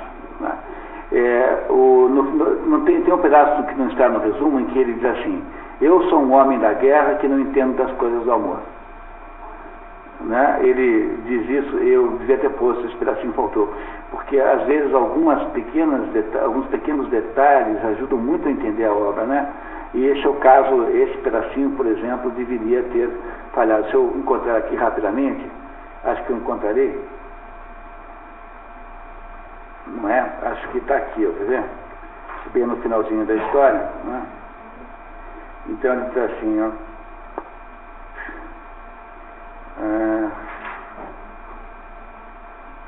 Olha só, diz assim, um momento antes de irdes, isso um pouco antes dele se matar, né? Um momento antes de irdes, escutai-me uma ou duas palavras. Bons serviços prestei eu a Veneza, e isto é sabido. Quanto a essa parte, é só. Mas quando retratardes esses funestos acontecimentos, descrevei-me qual sou, sem nada atenuar, nem tampouco agravar, com maligno intuito. Assim fazendo, falareis de um homem que, sem saber amar, amou profundamente e que, apesar de infenso aos zelos amorosos, impelido ao ciúme, enlouqueceu. De um homem cuja mão, como a do índio pobre, sem lhe saber o preço, atirou fora a mais preciosa pérola da tribo. Essa, no primeiro folho, diz assim, como o judeu atirou. Aí, por razões, sei lá, de que natureza, mudaram para índio. E no original está índia. Mas é índio no sentido indiano, porque parece que há uma espécie de lenda na Índia, que o sujeito jogou fora a pérola achando que não valesse a pena. Quer dizer, qual é a pérola que ele jogou fora? Foi a Desdémona. Porque a Desdémona era a mulher perfeita de alguma maneira, né? Não é isso? O que será que... olha, pessoal, embora pareça à primeira vista, não é um tratado sobre o ciúme. Embora, claro, que tenha componentes aí associados ao ciúme, e todo mundo já passou por situações como essa, imagino que seja uma coisa normal, que uma pessoa sinta ciúmes ou sinta-se alvo de ciúmes, né? É uma coisa normal, todo mundo que já teve alguma vida amorosa aí, que é o caso de todo mundo seguramente, né? Mas não é apenas um tratado sobre ciúmes, é alguma coisa que vai além disso. E talvez o modo de entender isso seja a gente ser capaz de interpretar este fato notável, que é a história começar logo com o casamento já resolvido, sem que Shakespeare tenha se dado o trabalho de nos contar como foi que isso aconteceu. Então, o que parece que significa isso, né? Porque, veja, não é de só menos importância um casamento desse tipo. Se fosse um casamento do fulaninho com a fulaninha ali, que são primos, não teria problema nenhum, porque seria mais ou menos o esperado. Mas há um casamento entre um mouro e uma moça da nobreza veneziana. E esse casamento é feito não só sem autorização do pai dela, como sem que ele soubesse que estava acontecendo isso. Tanto é que ele é avisado quando já estava acontecendo na prática, quando houve uma espécie de rapto. E quem é que sabia do casamento? Quem é que conta para nós que houve o casamento? O Iago. Isso também não é uma informação gratuita. O fato de que era o Iago que sabia, seguramente significa alguma coisa. O Iago nos conta que houve um casamento entre o mouro e a Desdémona. E esse casamento é tratado por Shakespeare como se fosse trivial, quando na verdade não é. É um casamento de gravíssimas consequências, ou seja, um casamento extraordinariamente surpreendente, não é? E quem é que está casando na verdade? Por que o Shakespeare acha que não tem importância, assim, que é mais ou menos uma coisa que se compreende naturalmente, que haja o casamento de Otelo com Desdémona com Otelo? É mais ou menos o casamento do céu e da terra. É o casamento do céu e da terra. Mas é justamente isso que é o casamento do céu e da terra, representado simbolicamente pelos dois. O casamento, a Desdémona representa o céu, porque ela representa uma espécie de pureza, de espiritualidade, que é simbolizada na história com a sua atitude de simplicidade, porque ela também é crédula, né, sob um certo ponto de vista.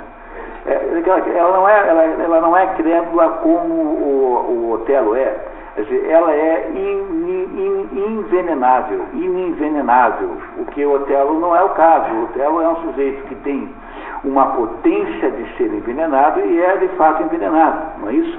Quer dizer, o Otelo pode ser envenenado e mas ela não é envenenável, porque ela é uma pessoa que não considerou nem mesmo os aspectos sociais do seu próprio casamento. Ela não está preocupada se o marido é preto, branco, amarelo, vermelho. Ela não está preocupada se o marido é rico ou pobre. Não está preocupada com a idade do marido. Compreende que ela não tem preocupações sociais nenhuma? Por isso é que ela casa de um modo um pouco estabanado nos critérios normais de um casamento. Porque uma mulher, quando vai casar com alguém, considera essas coisas todas. Pô, eu tenho 20, o cara tem 75, será que eu vou casar com ele? Entendeu? Quando nós tivermos netos, ele vai ter 116, vai ser, entendeu? Não vai mais querer ir no parquinho com os netos e tal. Você não acha que isso não passa na cabeça de uma pessoa normal? A diferença de idade, a diferença de classe social, a diferença de gosto, a diferença de... sei lá, essas coisas todas influenciam. No entanto, ela casa-se com o Otelo sem nenhuma preocupação com isso, porque ela representa uma espécie de pureza, uma pureza que se reflete, né, na sua atitude aparentemente desleixada, socialmente irresponsável. Ela representa o espírito e é o céu.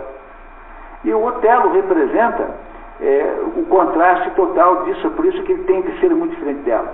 É aí que o Shakespeare usa a diferença de cor para estabelecer esse contraste didático, que é o sujeito que representa a terra. Otelo é um sujeito da terra, ele é um sujeito da luta, é um sujeito da vida violenta, da conquista, Segunda casta. mais ou menos isso, O Otelo é o sujeito de segunda casta e a Desdémona de primeira. Mas aí, no caso, Shakespeare está longe de querer debater sobre esse aspecto, né? Mas a Desdémona, o Otelo representa a vida real, concreta aqui da terra. Então ele é isso. Mas ele não é um sujeito qualquer, ele é o ser humano que de alguma maneira viveu a vida humana na melhor perspectiva possível. Ele é um herói, ele é um nobre cavaleiro, um nobre guerreiro, ele tem méritos indiscutíveis. Ora, o que é que acontece quando essas duas coisas se encontram e estão ambas habilitadas a continuar a casar, e você tem o casamento do céu e da terra, onde tudo começa. O casamento do céu e da terra não é uma coisa incomum na literatura, é a mesma situação que há entre Dante Alighieri e Beatriz. Então o Dante Alighieri é conduzido no céu por Beatriz.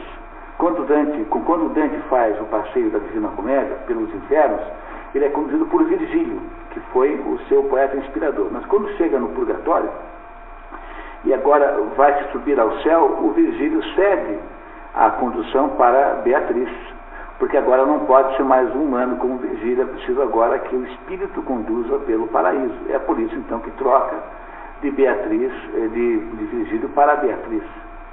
E também é bom que você nunca esqueça que quando Jesus veio aqui, disse que ele era o esposo. Lembram dessa história? Está na Bíblia. Jesus Cristo se autodenomina esposo. Esposo do quê? Da humanidade. A humanidade representa a terra, o mundo terrestre, humano aqui. E Jesus é esposo no sentido de que ele casa com a humanidade, que é terrestre, que é concreto, real aqui, e ele representa o espírito.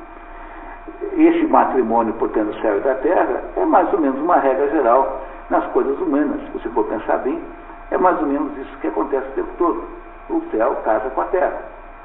Pois essa é a única maneira que tem de você conseguir produzir o resultado final da existência humana. Porque uma existência meramente terrestre nos equivaleria ao reino animal, ao reino vegetal. Vimos aí samambaias, aí, sei lá, o que for, né? Enfim, né?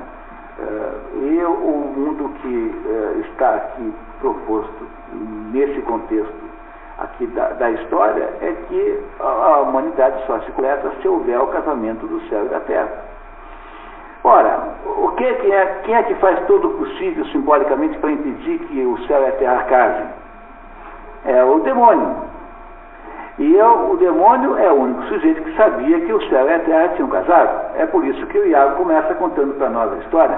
Porque ele sabe que isso aconteceu e desde o primeiro minuto, a primeira fala que há é uma fala de Iago, dizendo que vai acabar com aquilo. Olha, o que Iago quer? O Iago só quer uma coisa, ele no fundo quer acabar com o casamento da Desdémona com Otelo. Para que ele possa ter sucesso, Iago, ele precisará destruir aquele casamento, que é o casamento que ele não suporta.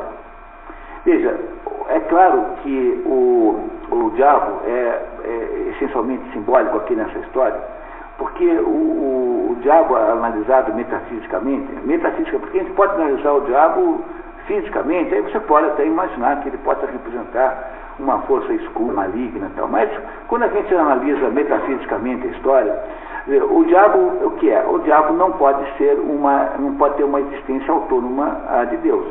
Estou falando em termos metafísicos, não em termos religiosos, tá? Aqui a conversa é sempre metafísica, sempre filosófica.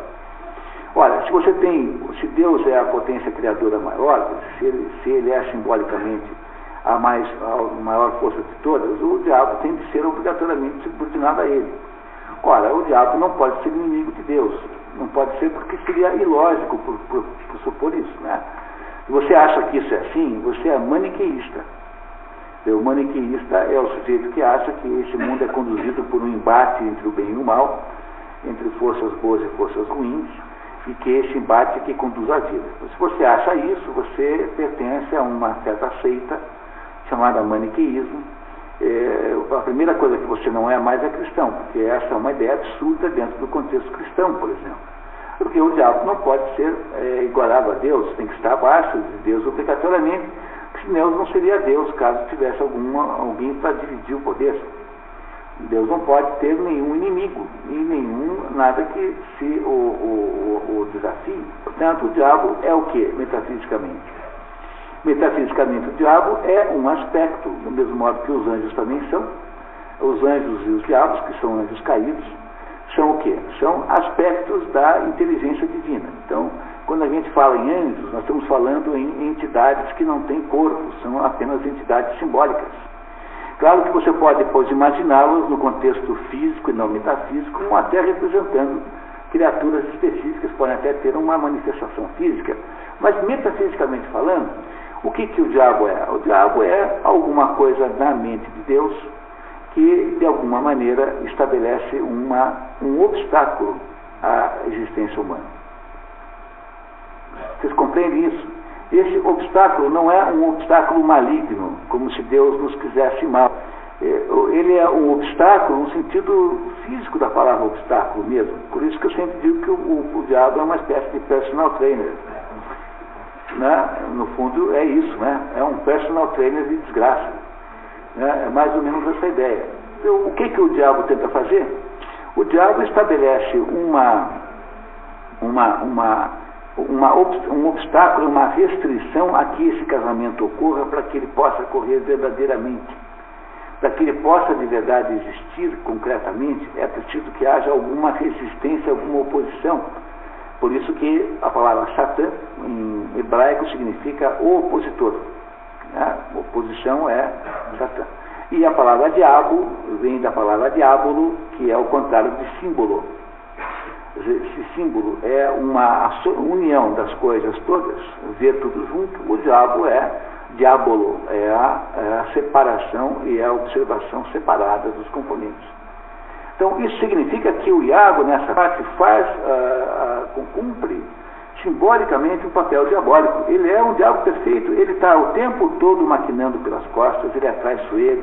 Todas as vezes que ele tenta matar alguém é pelas costas, mata a mulher pelas costas, tenta matar o caço pelas costas, não é? Ele sempre ataca pelas costas, ele é traiçoeiro, ele tem uma visão de manipulação do sistema completo, ele sabe exatamente o que ele está fazendo, não é? E tenta por todos os meios impedir que aquela união aconteça. Repararam nisso? Está parecendo claro para vocês que é isso que o Iago faz? Que ele se contrapõe à união, tentando impedir que a união do céu e a terra, que é a única maneira possível de obter a realização humana, possa se concretizar. Agora, percebam que o meio pelo qual ele faz isso é que no fundo nos interessa entender aqui. E aí voltamos para aquele trecho em que o diabo, que é o nosso Iago aqui, né? Vocês tiverem aqui a bondade de olhar então na página 4, por favor, em que o Rodrigo quer se matar, dizendo que ele não consegue obter as virtudes. Aí o Iago diz assim, bem no meio da página: virtude uma figa, de nós mesmos depende sermos deste ou daquele feitio. O nosso corpo é uma horta de que o nosso arbítrio é o hortelão. Da forma que se quiser, de forma que se quisermos plantar nele urtigas, sabe que urtigas até um certo tamanho pode ser comido, né? Usado como tempero até. Urtiga tem um determinado tamanho que pode ser comido. Tá? Ou semear alface, criar isopos, que é uma espécie de tempero, ou mondar tomilho, que é outro tempero, cultivar nele um só gênero de ervas ou espécies variadas, torná-lo estéril pelo nosso ócio, fertilizá-lo com o nosso amanho, nosso cuidado, né? Amanha, cuidado. É em nós mesmos, na nossa própria vontade, que são o alvitre e o poder para tanto. Se na balança de nossa vida não houvesse o prato da razão para equilibrar o outro prato das paixões, os nossos humores e a baixeza dos nossos instintos nos levariam às mais absurdas consequências. Ora, o que é esse discurso a não ser o mais claro e nítido discurso humanista que você possa conceber? Porque qual é a arma que o diabo usa para seduzir a mente de Otelo? Como é que ele consegue tomar conta? Ele na verdade ele possui Otelo, né? No sentido da possessão demoníaca. Não é isso? A impressão que dá, tamanha é a facilidade com que ele consegue convencer Otelo, é que ele possui completamente Otelo, como um espírito que possui uma pessoa, como é uma coisa tão extraordinariamente total o controle que ele tem sobre Otelo, que nos parece assim, símbolo de uma ingenuidade incrível do homem, né? No entanto, é como se houvesse uma possessão demoníaca. E qual é o meio pelo qual ele possui demoniacamente a mente de Otelo? Está nesse parágrafo. É o quê? É a razão, a mentira. Mas a mentira é uma palavra que vem da palavra mente. Mentira tem origem na palavra mente. Ou seja, o que você tem aí, fundamentalmente, é um discurso humanista.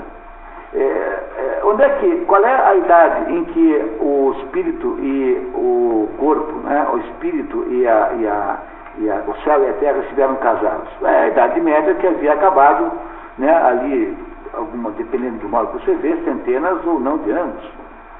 Ora, o que é que faz o Shakespeare com essa conversa? Ele está dizendo que esse novo advento do homem racional, o homem renascentista, esse homem que depende apenas de si, olha só o diabo falando aqui, virtude uma figa, de nós mesmos depende sermos deste ou daquele feitio.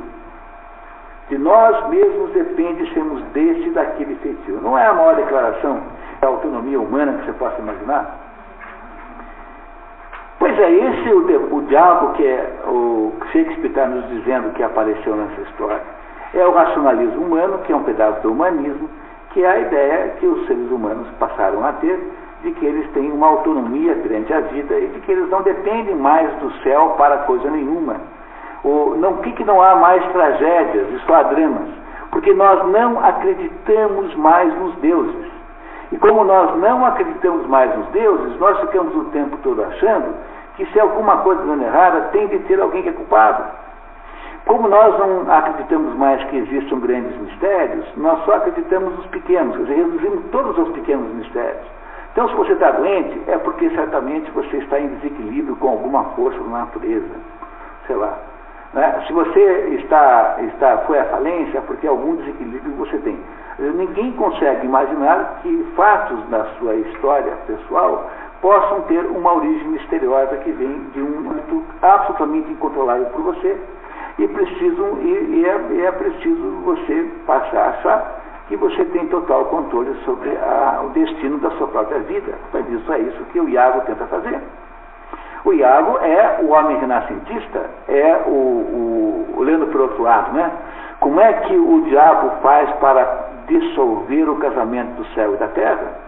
Ele interpõe a razão que é capaz de convencer a terra de que o céu não existe, por exemplo, capaz de convencer a Terra de que não existe essa subordinação, e é por esse meio que o Iago produz esse estrago gigantesco produzido sobre o Otelo. O Iago é o único sujeito, o Iago corresponde a um universitário moderno, a um professor universitário moderno, convencendo os alunos de que o mundo é desse jeito, daquele jeito, conforme Marcuse achou, conforme Freud achou, conforme sei lá quem achou. Mas é assim que está acontecendo isso. Eu acho que o próprio Shakespeare é assim, porque ele faz dramas, não se vê. Ele está tentando mostrar como é esse mundo que ele não quer. No fundo, para entender Shakespeare, a pena que você não esteve aí, mas a peça-chave para entender Shakespeare é a Tempestade. Quando a gente entende a Tempestade, foi feito ano passado, aqui nesse mesmo programa, a gente compreende o que Shakespeare quer dizer, porque é a peça-chave que é uma chave mesmo do enigma. A Tempestade explica todas as outras. Foi a última, ele fez a Tempestade, no final ele, que é Próspero, ele deve ter sido o autor, que fez o papel de Próspero, diz assim: eu agora jogo fora os meus livros de magia, e eu peço que vocês me libertem porque eu tentei tudo, passei minha vida fazendo isso, agora quero ir embora. E pede que o palco, que a audiência aplauda, a audiência aplaudia em pé, libertando da missão de ficar falando para o pessoal casar o céu e a terra. É isso que faz Próspero no final da Tempestade e que explica toda a obra shakespeariana.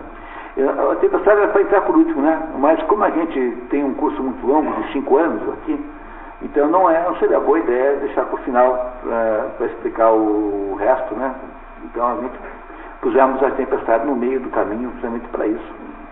Quer dizer, o Shakespeare sabe que isso está errado, quer dizer, ele sabe que esse humanismo nascente que aí, que essa pretensa autonomia humana, da mente humana para resolver as coisas, é uma obra que no fundo, simbolicamente, é uma obra diabólica para impedir o casamento do céu e da terra.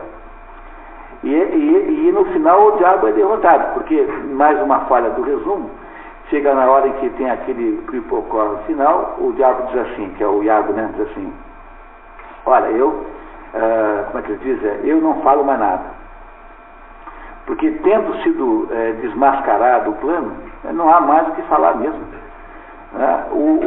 O que acontece é que o casamento do céu e da terra só é dissolvido em vida, porque alguém produziu aquele percurso da mente, o percurso lógico que a mente é capaz de produzir para produzir aquilo. É por isso que o Iago é um filósofo. O Iago é equivalente a um filósofo moderno, ele passa o tempo todo filosofando, fazendo conclusões, tirando conclusões, montando um plano, premissas básicas, premissas posteriores. Ele é um grande intelectual, esse Iago, sujeito incrivelmente inteligente. Olha o que ele fez, o estrago que ele fez sozinho. A mulher mesmo entrou nessa história como coadjuvante inocente, Tudo que ela fez foi roubar o lenço. Ele não contou nem para a mulher que ia fazer isso, ele planejou isso tudo sozinho, transformou o Rodrigo e a mulher dele em instrumentos da ação maligna e fez tudo isso acontecer sozinho. Agora, que extraordinário médico não tem essa gente que faz essas coisas hoje em dia? Que são os Iagos todos que estão por aí produzindo as ideias malucas como que Deus não existe. Isso tudo como instrumento de prestígio universitário, propagando um ateísmo que é uma coisa que não se pode propagar de modo nenhum, porque a afirmação que Deus não existe não pode ser dita por ninguém que tenha espírito científico, porque para que eu possa afirmar isso eu teria que ter a totalidade do conhecimento. Isso, como não se pode ter, é uma afirmação profundamente religiosa essa de que Deus não existe. Aliás, aquele Ernesto Sábato, que é o melhor filósofo que a Argentina já produziu, dizia que o ateísmo é um tipo de religião. O ateísmo é uma espécie de religião. No fundo, Ernesto Sábato que dizia isso. Ele dizia duas coisas, assim: olha, só se entende as mulheres realmente, entende a diferença que tem para os homens, quando você percebe que quando elas vão viajar, elas tentam sempre levar a casa junto com elas. E é por isso que elas viajam com 16 malas, assim, para ir até Camboriú passar o final de semana. E todo homem que nunca entendeu isso, agora não pode mais dizer que não entende, porque isso é absolutamente parte da psicologia feminina, que é a ideia da estabilidade maternal, né, da familiar e tal. É por isso que elas viajam tentando carregar a casa consigo. E é a razão daquelas imensas bagagens, que são típicas, né? Então, agora, vocês percebem que se o Iago produziu, né, um sucesso, ele de fato conseguiu o que queria, que era impedir, desmanchar o casamento do céu e da terra. Não é? Vocês perceberam que no fim há uma recuperação da perspectiva do casamento? Perceberam que no final... E onde é que está simbolicamente o casamento que é feito de novo? Não, no beijo, né? Porque diz assim, Otelo, eu quando te matei, antes de te matar, eu te beijei, agora eu vou te beijar de novo com amor. Quer dizer, se esse casamento não foi possível aqui, será possível numa outra esfera. Nos lençóis, né? Tá? Entrou no início do relacionamento é o lençol e no final é outro. Mas do outro lado é possível ter ainda essa perspectiva de casamento no outro lado, que é no fundo o que o Shakespeare quer dizer. Olha, vocês não subestimem esse sujeito. Esse sujeito é muito, muito esperto, esse Shakespeare.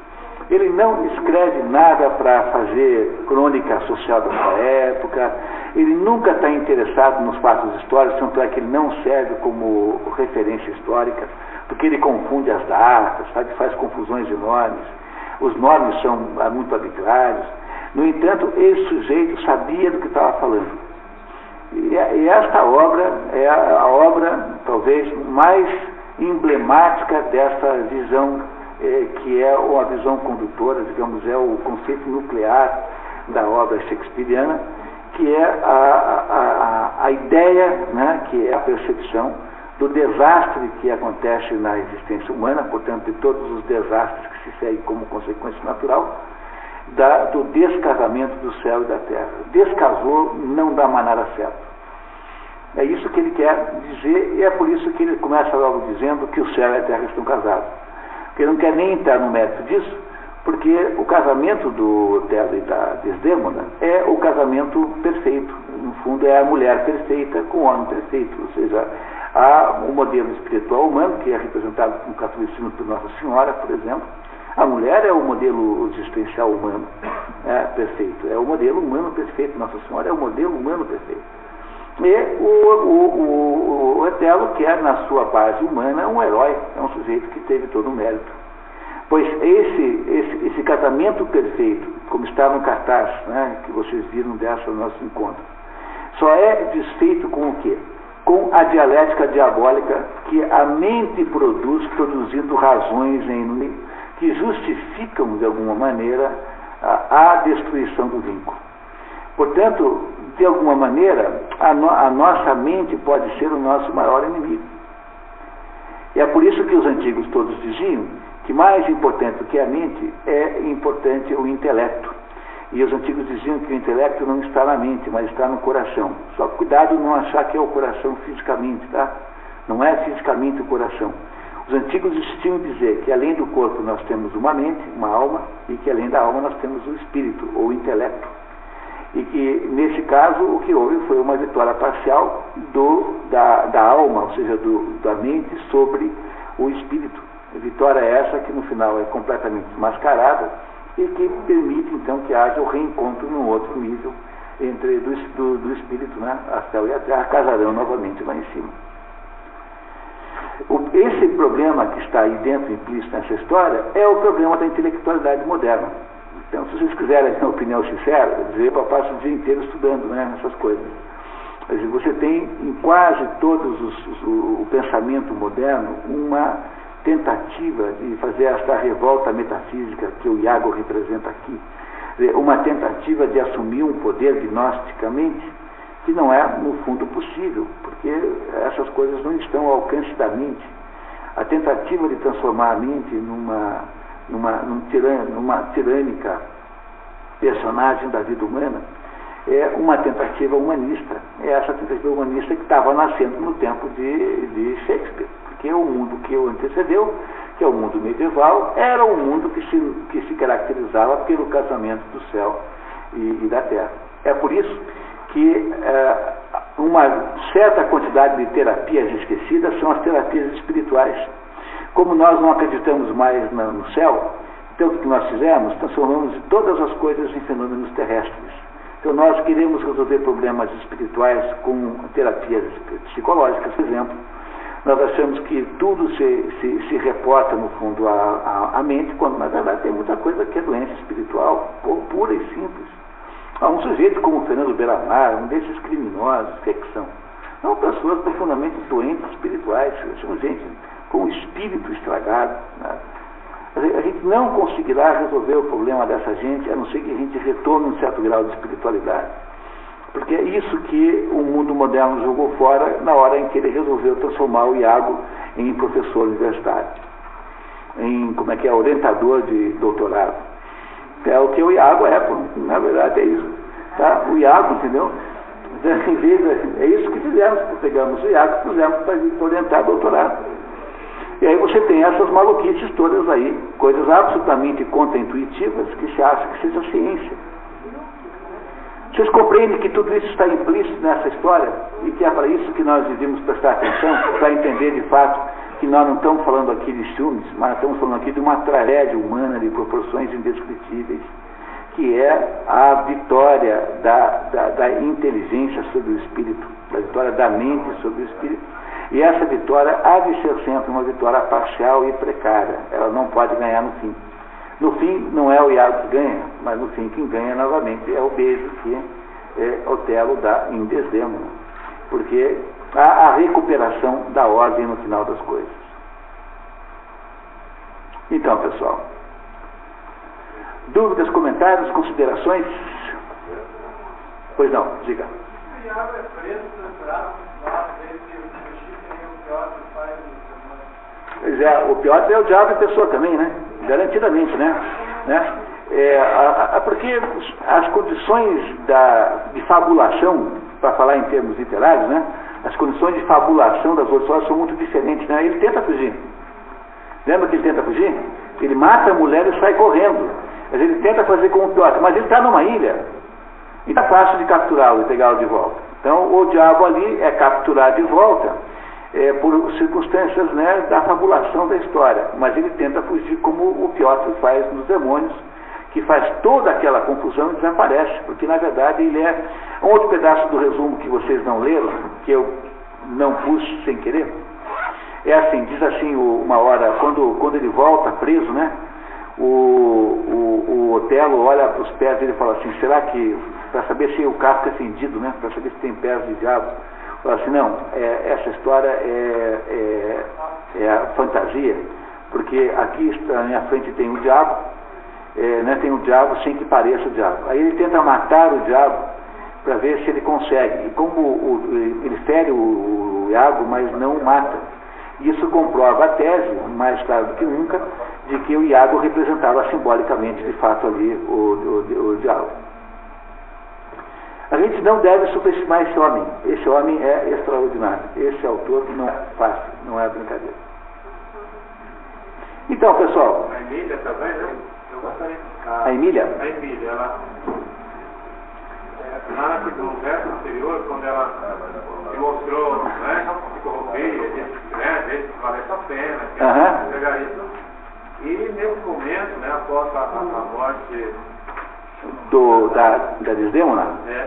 Ela, você falou várias vezes que houve um desmascaramento, né? O Fernando Mascarado, a ideia do Iago e tal. E ela foi fundamental para isso. Veja bem, ela não precisou de nada para fazer isso. Ela não ganhou nada em troca. E o que aconteceu com a Emília? Olha, esse é um ponto muito importante que eu tinha esquecido de comentar. Olha, que ele está lembrando. Olha só, a Emília é uma criatura ambígua, né? Porque ela topa fazer qualquer negócio, né? Tipo assim, não é isso? Ela topa, como é que eu vou ganhar? Isso não é uma atitude muito honesta, porque a Desdémona não faz isso. Mas ela não, fala assim, não, eu e as mulheres somos assim, né? Tá. Todo mundo é assim, só você que não, sua boba. Questão de ocasião. Né? Questão de ocasião, olha o prêmio e tal. Não, por um brochezinho à toa não, mas talvez por um brochezão e tal. Bom, aquelas coisas, né? Muito bem. Então ela é ambígua moralmente, tanto é que ela aceita roubar alguma coisa para o marido. Quer dizer, no fundo ela diz que não vai roubar, que ela vai fazer uma cópia para devolver o original. Mas ela, no fundo, naquele momento, age um pouco levianamente, né? No entanto, ela não tem a culpa do Iago, porque ela não é o demônio, tá? Ela não é o demônio. Mas o que acontece depois que a Desdémona morre? Ela assume a posição da personagem mais importante de todas, como se fosse uma personagem luminosa. É que a luz do espírito passa da Desdémona para a Emília automaticamente com a morte da Desdémona. Entendendo? Que ela representa a luz do espírito que vê as coisas com clareza e esclarece a verdade. Isso acontece porque a Desdémona, tendo morrido, ela é automaticamente substituída. Você tem toda a razão em perceber essa mudança radical de conteúdo da Emília durante a história toda. Ela, daquela ambiguidade humana normal, não é isso, né? Ela sai dessa história como uma espécie de luz, como uma espécie de criatura angelical que conta com tudo, mesmo sabendo que aquilo tudo iria ocasionar a desgraça do seu marido, né? Que ela amava de alguma maneira. Tem alguma coisa a ver com a questão do feminino? Porque a Desdémona também, quando morre, ela não fica lamentando a Odisseu, ela se abraceia a responsabilidade, né? Eu fui ocupado, né? E a Emília também, que nessa hora assume também, né? Sabendo, tendo consciência que sabia desmascar. É muito diferente o modo como as duas reagem, porque a Desdémona está morrendo e dizendo assim, eu é que fui ocupada, porque eu é que casei com esse homem sem ser permitido, casei clandestinamente, etc. No fundo é isso que ela deve estar querendo dizer, embora isso seja uma mera suposição que eu estou fazendo, porque não está em lugar nenhum, em nenhum lugar tem alguma sustentação essa tese. Agora, no caso da Emília, não, o caso da Emília é muito diferente, porque a Emília se transforma completamente da situação de ser aquela aia meio comparsa do marido, porque ela sabia o marido que tinha, né? Não devia achar que o marido era grande coisa, né? Por mais que ela tenha fechado os olhos para isso, mas sabia que o marido era meio malandro. Então o que faz a Emília? Ela estava naquela postura de ambiguidade, que ela automaticamente transforma num certo tipo de santidade dali para frente. Quer dizer, ela acorda daquela situação e esclarece o caso como se aquela luz do Espírito estivesse passando para ela. Não é isso? Tá? E acho que parece ser essa a ideia, sim, me parece ser muito interessante que isso tenha tido esse decorrimento, que isso tenha ido nessa direção. Então, ela esclareceu a situação, porque agora ela tem a luz espiritual e ela explica. Ela morre em seguida, né? Como se talvez ela, por ter tanta luz espiritual, não pertencesse mais a esse mundo. Ou mesmo o Otelo irá, no fundo, se reabilitar no final das contas. É o processo como Shakespeare vê o mundo, me parece muito interessante prestar atenção nisso. Que se há alguma coisa profética, é que esse Iago aí é o professor universitário moderno. Tem a menor dúvida. Esse é o sujeito que está ensinando malignidades nas universidades, ensinando que tem crime porque o pessoal ganha mal, entendeu? Ensinando que o mal do mundo é o português da esquina ali que tem a padaria, que esse jeito que é o responsável pelos males do mundo. É essa gente que são os diabos, pô. É o quê? Não, esses não dizem, né? Eles não dizem porque eles acham que o mundo já não tem mais evolução, que chegou ou pelo caminho de Hegel, né, que o estado perfeito é esse agora, ou pelo caminho de Marx, que ainda falta o proletariado tomar totalmente o poder, ou pelo caminho de Augusto Comte, que acha que o que interessa mesmo é a ciência, e essas bobagens assim são todas superstições. Transformar na natureza do homem. Alguma coisa assim.